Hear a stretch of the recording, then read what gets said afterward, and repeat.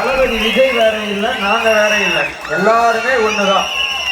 இது எல்லாத்தையும் நீங்க புரிஞ்சுக்கணும். இதை புரிஞ்சுக்கிட்டு நீங்க என்ன பண்ணணும்னா யோசிக்கணும். யோசிச்சு யாருக்கு வாக்களிக்கணும், நம்ம என்ன பண்ணியிருக்காங்க, இது வரைக்கும் மேம்பாட்டுன்னு இந்த ஊருக்கு ஏதாவது பண்ணியிருக்காங்களா? ஏதாவது பண்ணியிருக்காங்களா?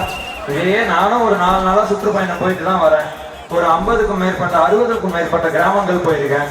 எல்லாரும் லைனா நூல் பிடிச்சி சொல்ற மாதிரி ஒரே ரிப்ளேட் தான்.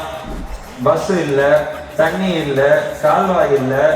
அண்ணன் லயலா அண்ணன் வந்தாரு நம்ம கூட, அவரே பார்த்துருப்பாரு.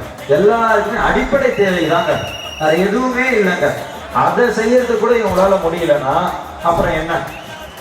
ஸோ அதனால நான் உங்களை உரிமையா ஒண்ணு கேட்கிறேன், எல்லாரையும் வேண்டி கேட்கிறேன். உங்க வீட்டு பையனா தளபதி, உங்க அண்ணனா, உங்க வீட்டு பையனா ஒரு வாட்டி வாய்ப்பு கொடுங்க.